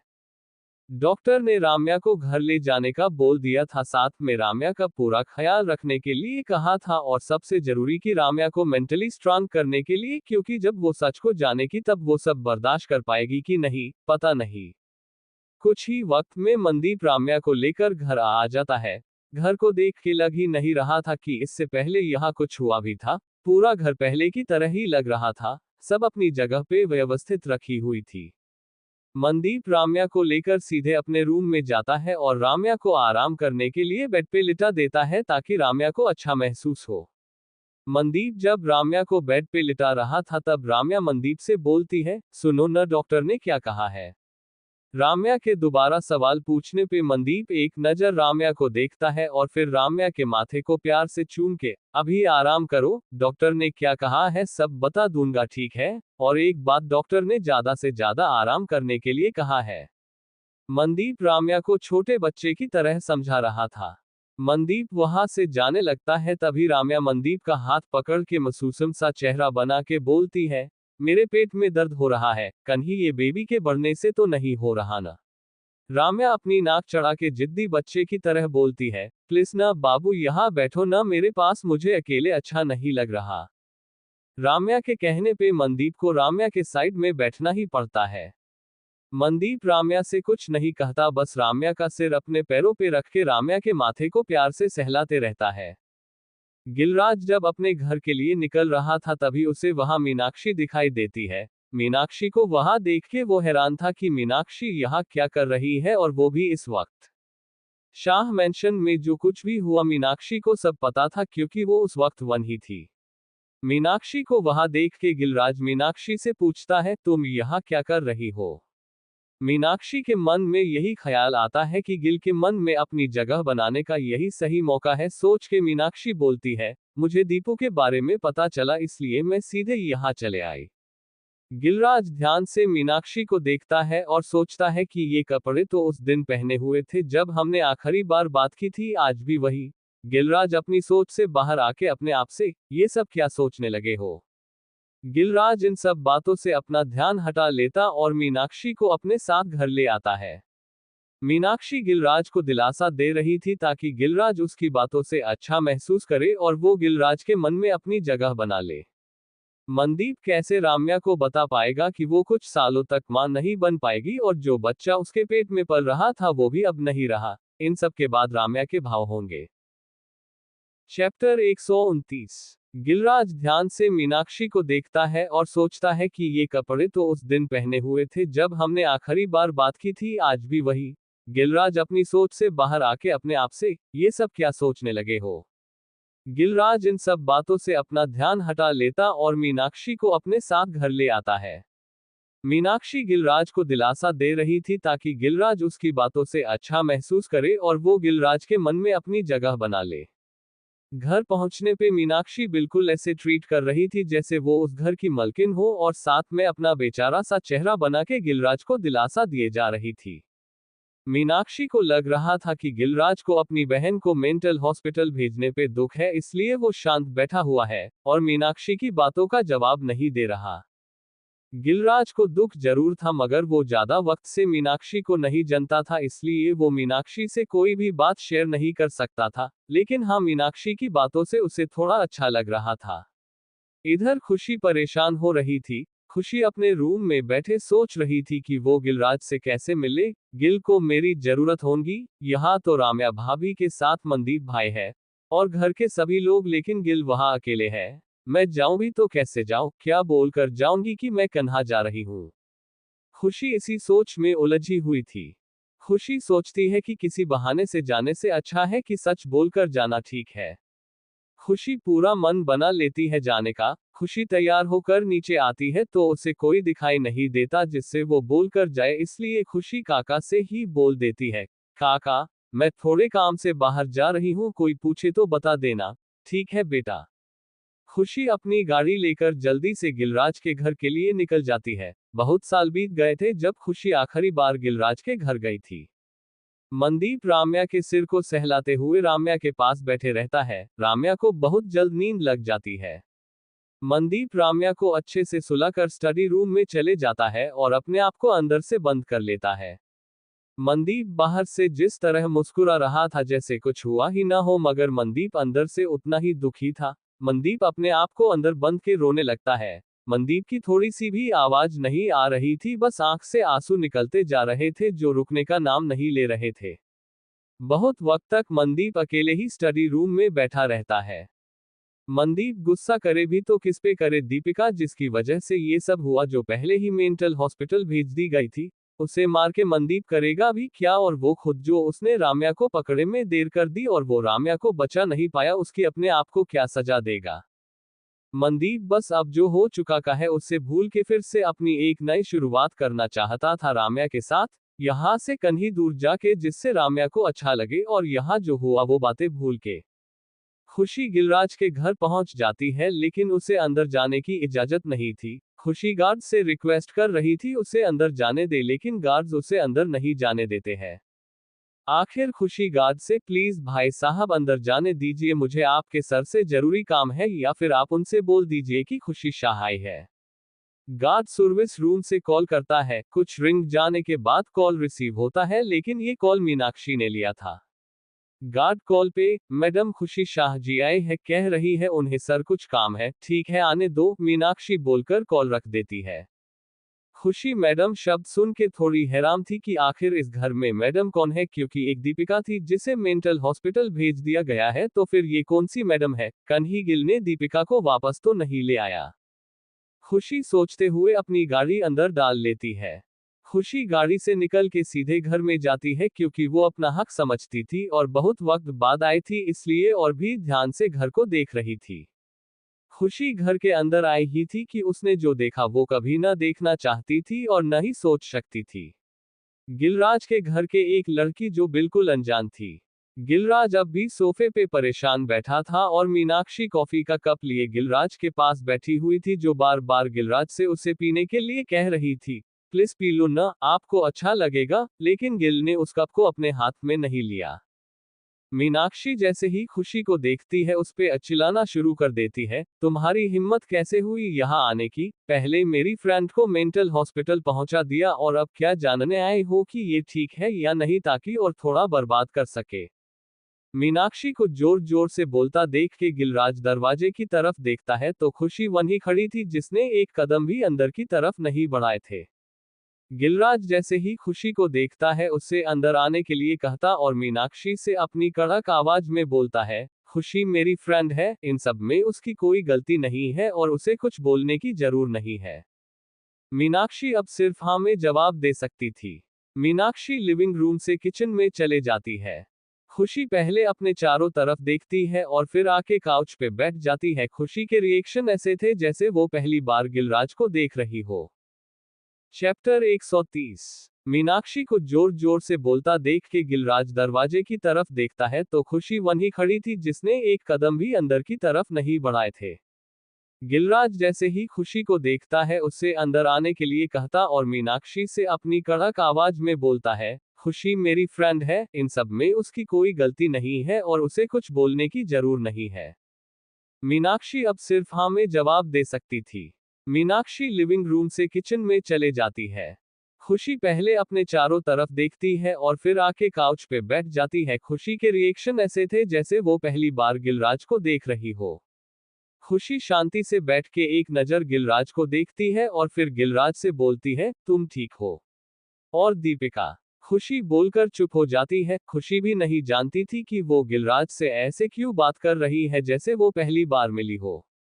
गिलराज भी एक नजर खुशी को देखता है और फिर खुशी के पास जाके बैठ जाता है और खुशी को कस के गले लगा लेता है। खुशी क्या बोले क्या करे समझ नहीं पा रही थी, लेकिन धीरे धीरे करके खुशी अपने हाथ आगे बढ़ाती है और वो भी गिलराज को कस के पकड़ लेती है। गिलराज बिना कुछ बोले बस खुशी को गले लगा के रखता है। गिलराज थोड़ा अच्छा महसूस कर रहा था। खुशी को गले लगाने से गिलराज को सुकून मिल रहा था। खुशी गिलराज को अलग करके गिलराज का चेहरा अपने हाथों में लेकर बोलती है, गिल मेरी तरफ देखो, सब ठीक हो जाएगा। हाँ समझ सकती हूँ दीपिका के बिना घर कितना सुना लग रहा है और वो ठीक हो जाए इसलिए तुमने ये कदम उठाया ना। खुशी बोल रही थी लेकिन गिलराज कोई जवाब नहीं दे रहा था। खुशी गिलराज को पकड़ के, चलो उठो, देखो कैसी हालत कर ली है अपनी, फ्रेश हो जाओ और खाना खा लो। गिलराज फिर से बिना कुछ बोले खुशी को गले लगा लेता है। खुशी सिर्फ दिलासा दे सकती थी और करती भी क्या, न ही वो गिलराज का ख्याल रखने के लिए यहाँ रुक सकती थी। खुशी गिलराज से पूछती है, तुम्हारा रूम वही है ना? गिलराज अब भी कोई जवाब नहीं देता। खुशी गिलराज के हाथ अपने हाथ में लेकर थोड़े जोर से झपटते हुए बोलती है, क्या है? ऐसे करोगे तो कैसे चलेगा? तुम अपने आप को संभलोगे तभी तो दीपिका को ठीक कर पाओगे, उसे स्ट्रांग बना पाओगे। समझो इस बात को और चलो, एक तुम ही हो उसके जो उसे अच्छे से समझते हैं। गिलराज को खुशी की बात माननी पड़ती है। खुशी गिलराज को उसके रूम में लेकर जाती है। खुशी और गिलराज के बीच जो हो रहा था मीनाक्षी वो सब किचन से देख रही थी और सुन रही थी। गिलराज का खुशी को इस तरह से गले लगाना मीनाक्षी को बहुत खटक रहा था। अंदर ही अंदर ऐसा लग रहा था कि वो खुशी का कत्ल ही न कर दे। मीनाक्षी अंदर से जेलेस फील कर रही थी और साथ में सोच रही थी कि खुशी यहाँ क्यों आई। मनदीप और गिलराज की बिल्कुल भी नहीं बनती है तो यहाँ यूं अचानक, और दोनों को देख के लग रहा था कि उनकी बॉन्डिंग स्ट्रांग है। गिलराज के घर का स्टाफ भी खुशी को ध्यान से देख रहा था क्योंकि इससे पहले किसी ने भी खुशी को वहां नहीं देखा था, और तो और सर उनकी बात मान भी रहे हैं। ये देख के तो सभी और भी अचंभित थे। मीनाक्षी स्टाफ का यूं चेहरा देख के उनसे पूछती है, आप लोग यहाँ कब से काम कर रहे हो? मैडम हमें यहाँ आए 3 साल हो रहा है, हम सब साथ ही आए थे। मीनाक्षी बहुत गौर करती है और फिर से पूछती है, इससे पहले कभी देखा नहीं मैडम को यहाँ? फिर उस गार्ड की बात याद आती है कि वो भी खुशी को अंदर आने की इजाजत नहीं दे रहा था। सोच के मीनाक्षी का मुंह खुल जाता है और उसे शक होता कि जरूर इनके बीच कोई रिश्ता है। खुशी गिलराज के साथ उसके रूम में जाती और गिलराज को जबरदस्ती शावर लेने के लिए बाथरूम में भेज देती है और खुद गिलराज का पूरा रूम घूमती है क्योंकि उसे इस रूम में आए 3 साल बीत गए थे। उसके बाद आज खुशी आई थी। खुशी रूम में रखी सारी चीजों को हाथ लगा कर देखती है। सभी चीजें आज भी वैसी ही है जैसे खुशी पहले छोड़ गई थी।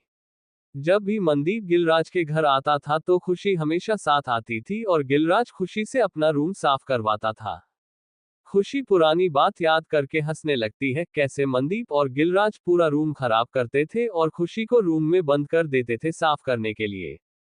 खुशी फिर से गिलराज का रूम जमाने लगती है, तभी गिलराज भी शावर लेकर आ जाता है। खुशी मुस्कुराते हुए पीछे पलट के आ गए। खुशी ने बस एक नजर ही गिलराज को देखा था और खुशी वापस पलट के हिचकते हुए, मुझे चलना चाहिए, बहुत वक्त हो गया है और घर में किसी को नहीं पता मैं कन्हा हूँ। खुशी इसलिए जल्दी से पलट गई थी और जाने की बात कर रही थी क्योंकि गिलराज बाथरूम से सिर्फ नीचे पेंट पहन के आया था लेकिन ऊपर कुछ भी नहीं पहना था और ऐसे खुशी देखना नहीं चाहती थी। खुशी गिलराज का जवाब सुने बिना जाने लगती है, तभी पीछे से गिलराज, सुनो। गिलराज के सुनो बोलने पे खुशी को रुकना पड़ता है। खुशी धीरे से, हाँ थोड़ी देर और रुक जाओ प्लीज, गिलराज खुशी से रिक्वेस्ट करके बोलता है। आगे क्या होगा जानने के लिए अगला चैप्टर जरूर पढ़े। क्या मीनाक्षी गिलराज को अपना बना पाएगी? खुशी गिलराज के लिए क्या करेगी? जानना जरूरी है।